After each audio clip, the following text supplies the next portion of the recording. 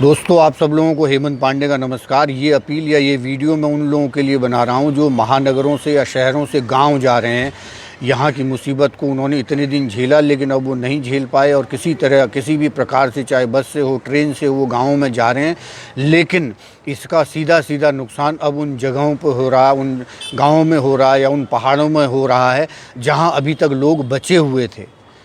आपकी वजह से वहाँ पर बहुत दिक्कत हो रही है, परेशानियाँ हो रही हैं, शासन प्रशासन सब हिला हुआ है। क्योंकि इस बीमारी से बचने की ना कोई किताब है, ना कोई नियम है, ना कोई कायदे हैं। सिर्फ यही है कि आप डिस्टेंस बना के चलिए, अपने आप को बचा के चलिए, दूसरे को बचा के चलिए।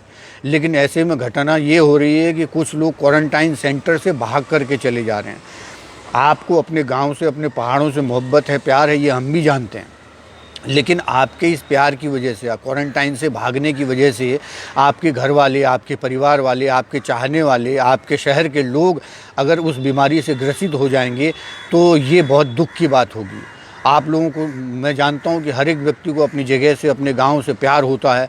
मुसीबत में अपनी ही जगह काम आती है, अपना ही घर काम आता है, अपना ही गांव काम आता है। लेकिन ये मुसीबत जो है सोच समझ करके चलने वाली है।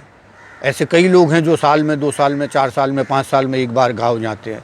मैं आपको व्यक्तिगत रूप से बताऊं, मैं तो हर महीने या तो 2 महीने में एक बार हमेशा ही गाँव जाता हूं, अपने उत्तराखंड में जाता हूं। और तो और मैं तो यहाँ की उसकी मिट्टी भी मैं अब यहाँ पर अपने गमलों में रखता हूँ। अपने गाँव की मिट्टी मैं उस जगह से, उस भूमि से इतना प्यार करता हूँ कि उसने मुझे यहाँ पहुँचाया।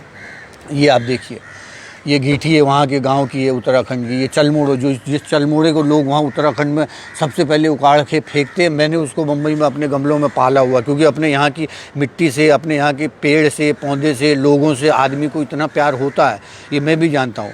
मैं मुसीबत में फंसा हुआ मुंबई में, मैं तक नहीं जा पा रहा हूँ और न जाने की सोच पा रहा हूँ। क्योंकि ये मुसीबत का दौर है।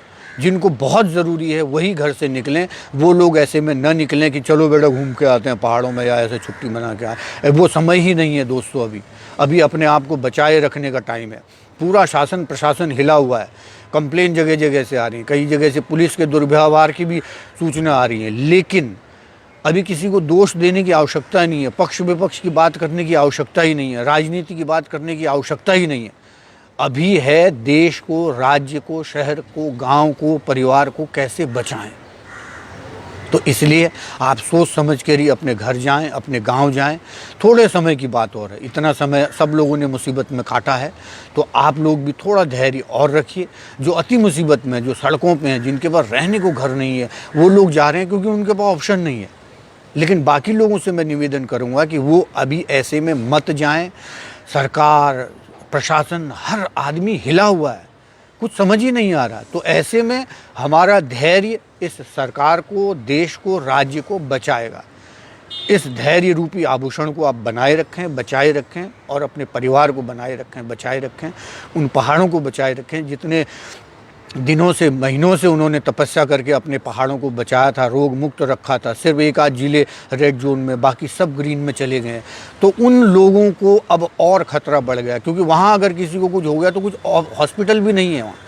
किसी को गढ़वाल के गांव में कुछ हो गया तो उसको सीधे देहरादून लाना पड़ेगा, या कुमाऊं में कुछ हो गया तो सीधे मुंशियारी, कहाँ लास्ट बॉर्डर से फिर हल्द्वानी लाना पड़ेगा। और ऐसा नहीं है कि वहाँ सब सुख सुविधाएं हैं। इसलिए ये विपत्ति का काल है। बड़ी विपत्ति होने से हम अपने आप को बचा सकते हैं। इसलिए धैर्य रखो, धैर्य रखो, धैर्य रखो। भाई आ जानी यार तुम लोग क्वारंटाइन बटे। हाँ,